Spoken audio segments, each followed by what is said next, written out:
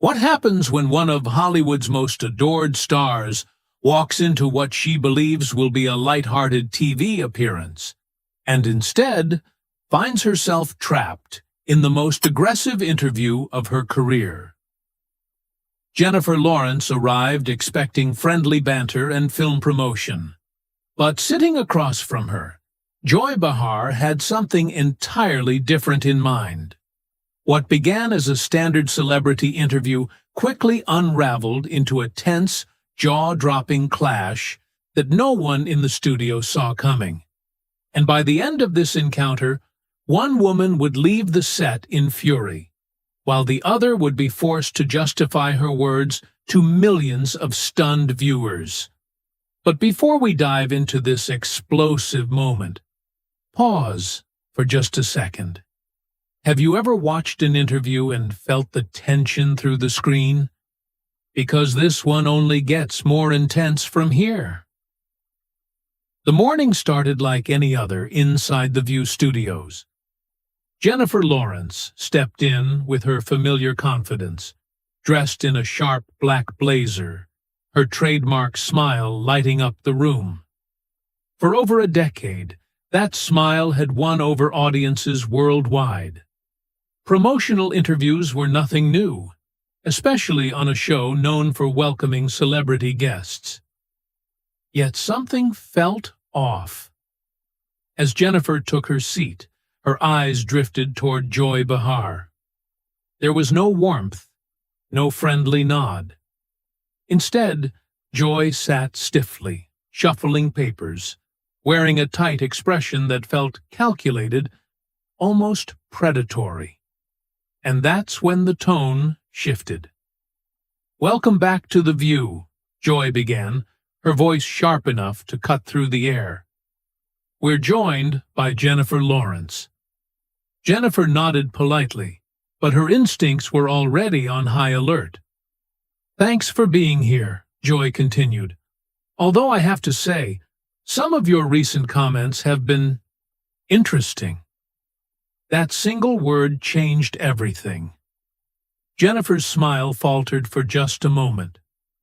"Thank you, Joy. I'm really excited to talk about the new film." "Oh, we'll get to that," Joy replied, waving her hand dismissively. "But first, let's discuss your remarks about the wage gap in Hollywood. You've been very vocal about being underpaid compared to your male co-stars." The room went quiet. Jennifer chose her words carefully. "I think it's important to have open conversations about equality in the workplace."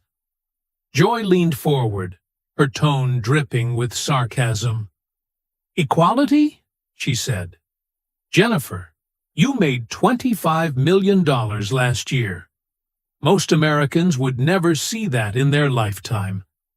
Don't you think complaining about your salary sounds a little tone-deaf?" You could feel the tension snap. In the wings, Jennifer's publicist shifted uneasily. This was not the interview anyone had prepared for. "I think you're missing the point," Jennifer replied calmly, though her posture stiffened. "This isn't about the number itself. It's about equal pay for equal work." "Oh, please," Joy scoffed, rolling her eyes. "You're one of the highest-paid actresses on the planet, yet you're painting yourself as a victim. How do you think that sounds to single mothers working 2 jobs just to survive?" Jennifer's jaw tightened. "Joy, I never called myself a victim," she said firmly. "I'm talking about a systemic issue that affects women across the industry. Being successful doesn't mean I should stay silent."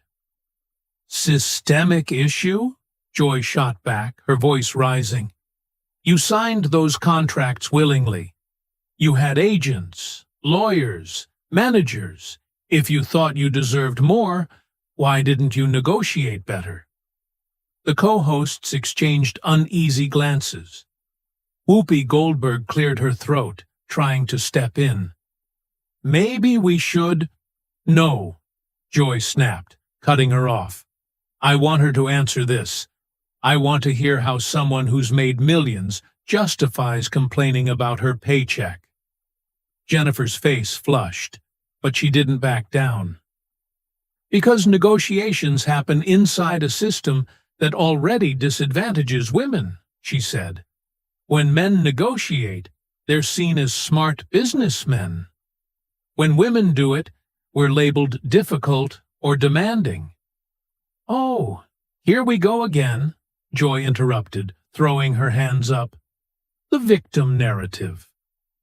I am not playing the victim, Jennifer fired back, her voice finally cracking with emotion. I'm using my platform to call out an issue that affects women in every industry, not just Hollywood.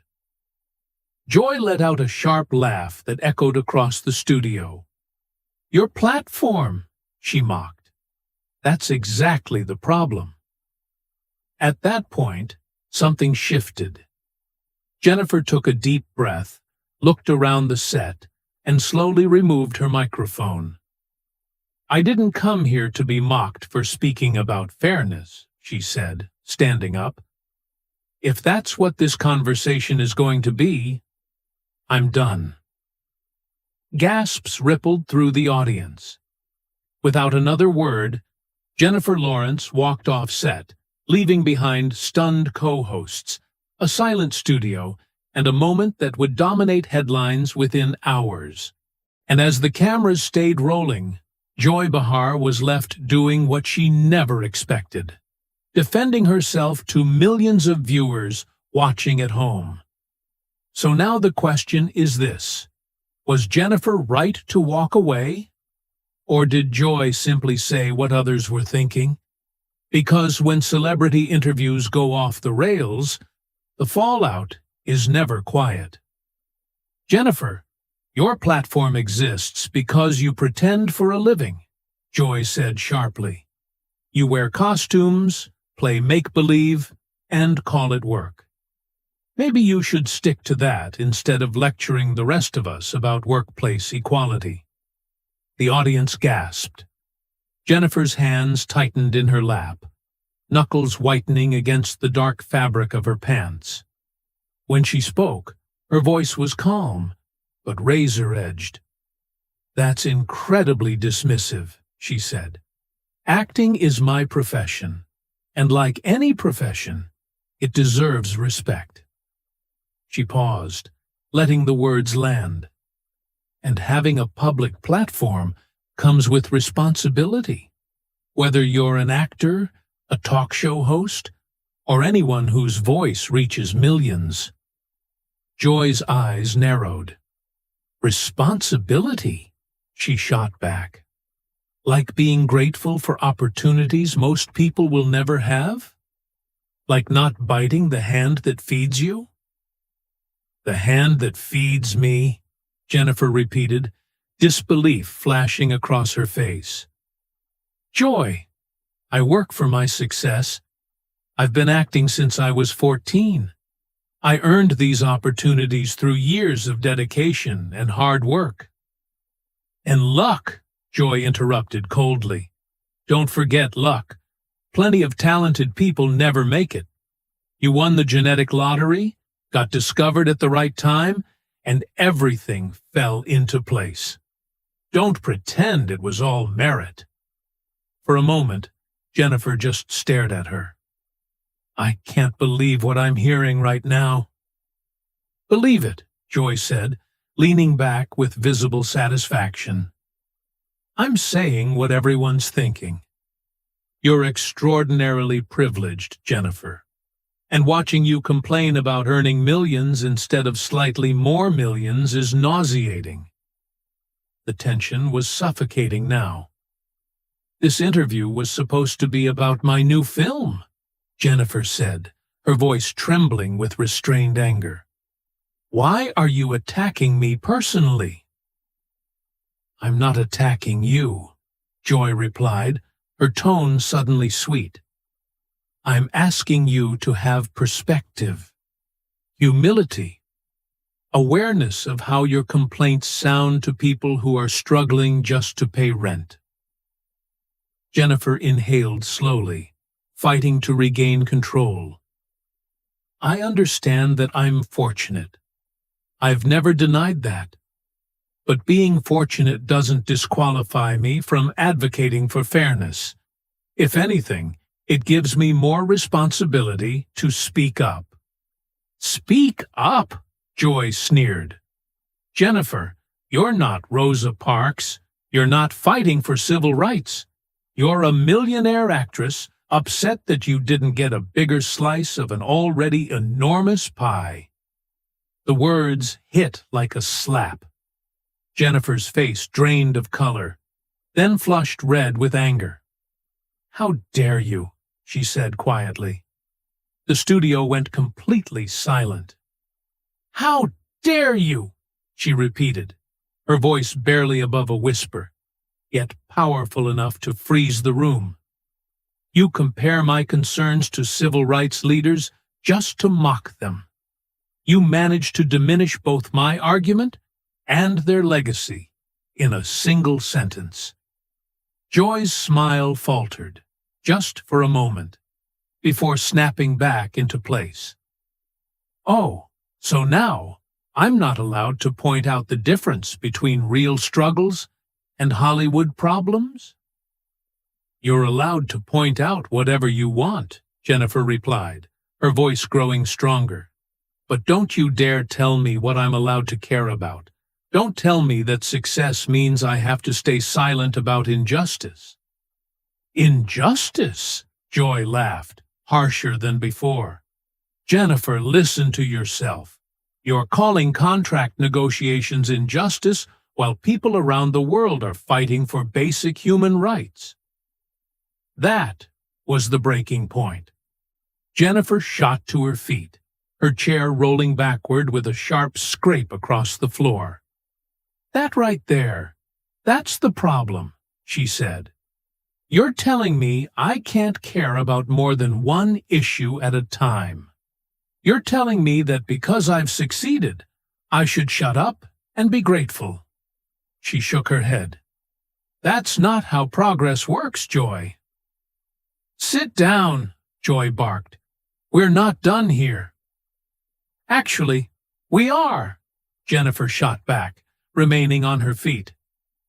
I came here to talk about my work, not to be lectured by someone who clearly has no interest in having a real conversation. Joy's expression darkened instantly. Excuse me, she snapped. I'm conducting this interview. This is my show.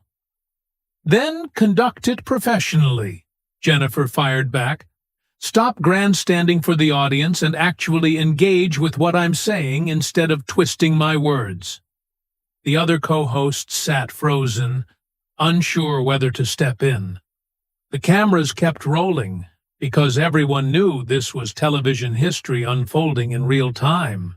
Joy leaned forward, eyes blazing. Grandstanding, she repeated, and in that moment it was clear. This confrontation was far from over. Joy's voice climbed to near shouting.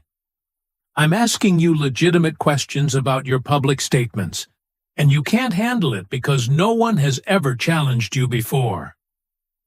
Jennifer's eyes flashed, unmistakably furious now.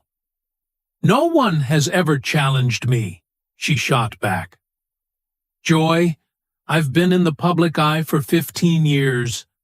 I face criticism, scrutiny, and judgment every single day. What you're doing isn't challenging me. It's ambushing me. An ambush? Joy rose from her chair, mirroring Jennifer's stance. I'm asking you to defend your positions. If you can't do that, maybe you shouldn't take those positions publicly. I can defend my positions just fine, Jennifer said, her voice steady, unwavering. Equal pay for equal work isn't radical, Joy. It's basic fairness.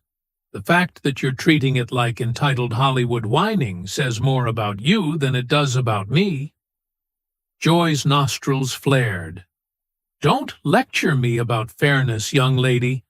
I've worked in television longer than you've been alive.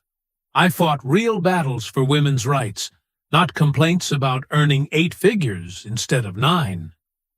And I respect that, Jennifer replied, stunning the room with her sudden sincerity. I truly do. But your experience doesn't give you the right to dismiss other women's experiences. If anything, it should make you more understanding, not more judgmental. For a brief moment, Joy looked caught off guard. Then the hostility snapped back into place. Understanding of what? She sneered. Your struggle to buy a third mansion? The cheap shot landed hard. Jennifer's composure cracked, just slightly. You know what, Joy? This isn't about money, and you know it.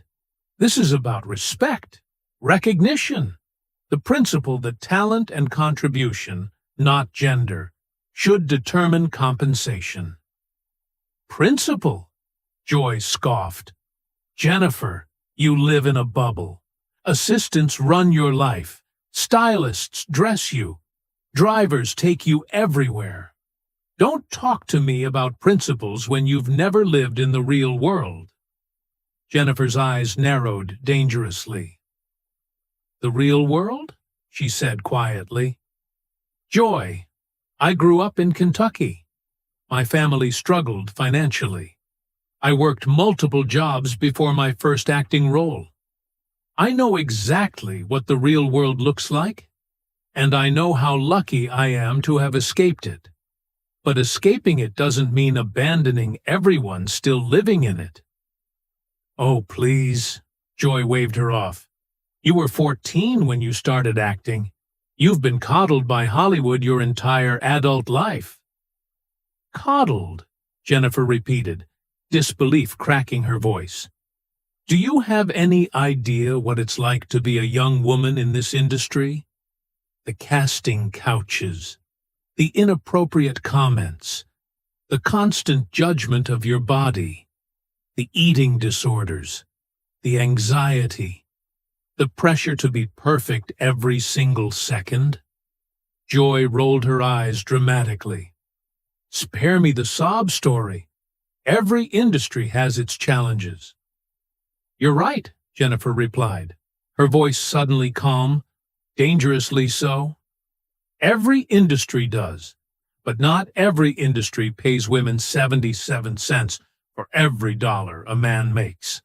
Not every industry has a documented, measurable disparity this severe. Those statistics are misleading, Joy snapped. They don't account for different roles, experience levels, or negotiating skills. Jennifer stared at her in disbelief. Negotiating skills? She repeated. Joy, listen to yourself. You're proving my point. You're saying women are paid less because they're worse at negotiating, rather than because they're valued less. Maybe they are worse at negotiating, Joy shrugged. Maybe they should learn to stand up for themselves instead of complaining afterward. A murmur rippled through the audience. Even the production assistants exchanged uneasy glances. Stand up for themselves, Jennifer echoed slowly. Joy, what do you think I'm doing right now? What do you think speaking out about pay equity is? It is standing up. For myself and for every woman who's been told to just be grateful for whatever scraps she's given. Scraps? Joy's voice jumped an octave. You're calling $25 million scraps?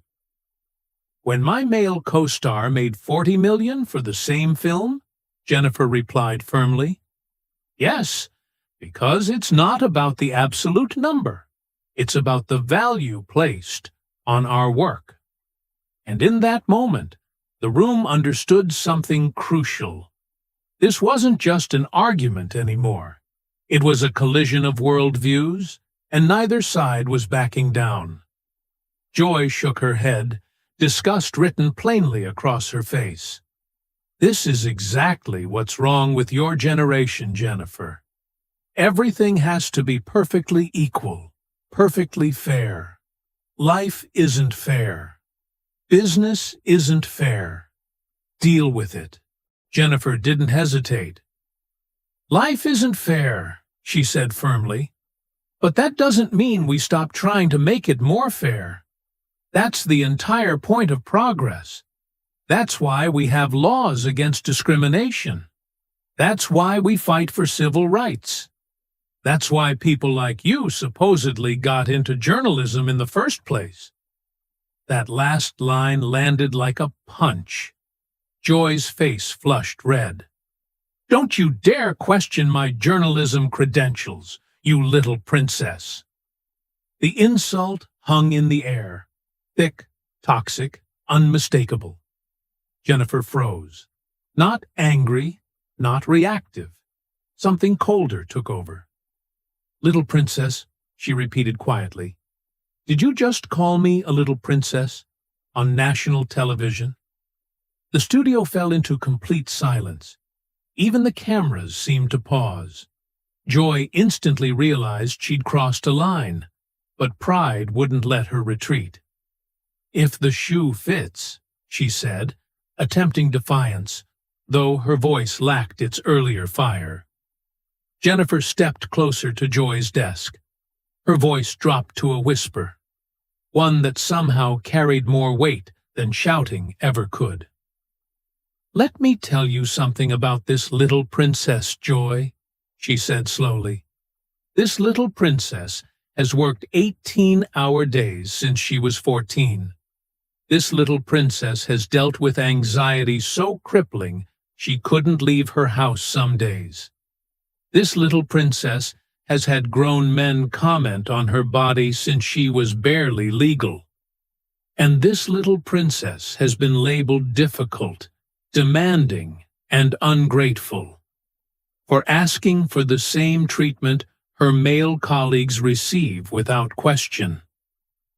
Joy shifted uncomfortably, but tried to hold her ground. Everyone has problems, Jennifer.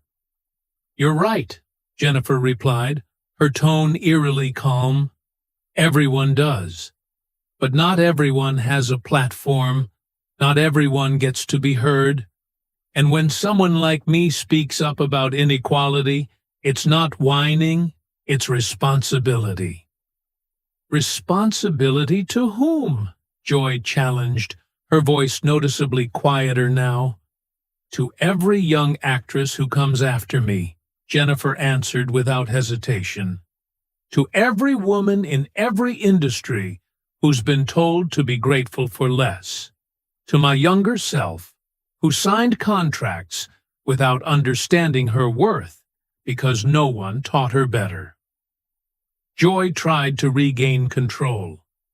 Look, Jennifer, all I'm saying is that perspective matters, context matters. Context? Jennifer's voice rose again. You want context, Joy? Here it is. She gestured broadly. While you're sitting here attacking me for speaking about pay equity, there are actresses right now in meetings being offered a fraction of what their male co-stars make.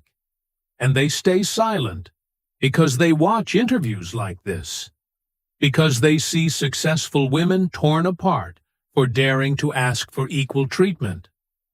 That's not what I'm doing, Joy protested weakly.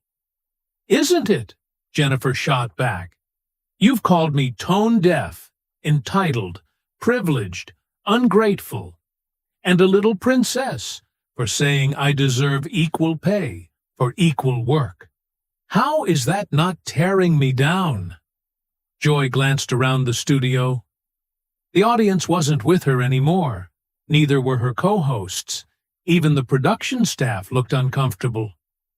I'm just trying to provide balance, Joy said. Balance? Jennifer let out a hollow laugh. There's a difference between balance and hostility, between playing devil's advocate and launching personal attacks. You've spent this entire interview trying to diminish my concerns instead of engaging with them. "I have engaged," Joy insisted, desperation creeping into her voice. "I asked tough questions." "No," Jennifer replied firmly. "You made assumptions about my character. You dismissed my experiences. You mocked my concerns. That's not journalism, Joy." She paused, then delivered the word that changed everything. "That's bullying." The word hit Joy like a physical blow. "Bullying," she repeated. "I'm not bullying you. I'm challenging you." "You're challenging me?" Jennifer said incredulously. "Joy, you've called me tone-deaf, entitled, lucky, privileged, ungrateful, and a little princess." She looked directly at her. "If that's your idea of a challenge, then this conversation was never fair to begin with." And in that moment, it became painfully clear. This wasn't just an interview gone wrong. It was a public reckoning. "You've mocked my profession, dismissed my work ethic, and minimized my experiences," Jennifer continued, her voice steady but unrelenting. "You compared my advocacy to complaining. You suggested I should stay quiet and be grateful. And if that is what you call challenging someone, I'd hate to see what you consider an actual attack." Joy opened her mouth to respond, but nothing came out. For the first time since the interview began, she was completely speechless. Sensing the shift, Jennifer pressed forward. "And you know what's really sad about this, Joy?" she said. "You're a woman. You're a woman in media, an industry with its own long history of gender inequality. If anyone should understand what I'm talking about, it's you. And yet, instead of pushing things forward, you're repeating the very attitudes that have held women back for decades." "I've fought for women's rights my entire career," Joy said weakly. "Have you?" Jennifer asked, her question cutting clean through the room. "Or have you fought for the rights of women who look like you, sound like you, and agree with you? Because right now, you're attacking a woman for advocating equality. You're telling her to be quiet, to be grateful. How is that fighting for women's rights?" Joy's face drained of color. The fire was gone. The fight had left her. "I just think there are more important issues," Joy muttered. "More important to whom?" Jennifer demanded. "More important than equality? Than fairness? Than making sure talented women are valued the same as talented men?" "There are people dying," Joy said desperately. "Wars, poverty, real injustices." Jennifer shook her head in disbelief. "Do you realize what you just did?" she said. "You used the existence of other problems to dismiss this one. By that logic, we should never address anything unless it's the single most urgent issue in the world. That's not how progress works. That's not how society gets better." Joy stared down at her desk, unable or unwilling to meet Jennifer's eyes. Jennifer's voice softened, but her words remained firm. "I came here today excited to talk about my work, to connect with your audience, to share something I care deeply about. Instead, I've sat through an interview that felt more like an interrogation. You questioned my character, my motives, and my right to speak about issues that affect millions of women." She paused and looked around the studio one final time. "You know what, Joy? You're right about one thing. I am privileged. I am extraordinarily lucky. And I'm grateful every single day for the opportunities I've had. But my privilege doesn't disqualify me from caring about equality. If anything, It obligates me to care more." Then Jennifer turned directly to the camera. "To anyone watching who's ever been told you're too successful to complain, too privileged to advocate for others, or too lucky to want better, don't believe that. Your success doesn't erase your right to speak out. Your privilege doesn't disqualify you from fighting for those still struggling. And being grateful for what you have doesn't mean you have to accept less than you deserve." She turned back to Joy, who remained frozen, eyes fixed on the papers in front of her. "Thank you for having me on the show," Jennifer said calmly. "I hope your next interview goes better. For both of you." And with that, Jennifer Lawrence walked off the set. Joy Behar was left sitting alone at the desk, surrounded by a studio full of people who had just witnessed one of the most uncomfortable moments in television history. After several long seconds of silence, Whoopi Goldberg finally spoke. "Well, that was something," she said quietly. "We're going to take a quick commercial break." As the cameras cut, Joy remained seated, staring down, while the audience buzzed in stunned disbelief. What was meant to be a routine promotional interview had turned into something far bigger, a lesson in dignity, advocacy, and refusing to be silenced in the face of hostility. Jennifer Lawrence walked onto that set as a movie star promoting her latest film. She walked off as something more, a woman who refused to be diminished, dismissed, or talked over. And Joy Behar was left to reckon with a difficult question. Was that tough journalism? Or did it cross a line? Now, I want to hear from you. Did Joy go too far? Or was Jennifer overly sensitive? Drop your thoughts in the comments, and don't forget to subscribe for more stories where Hollywood interviews spiral completely out of control.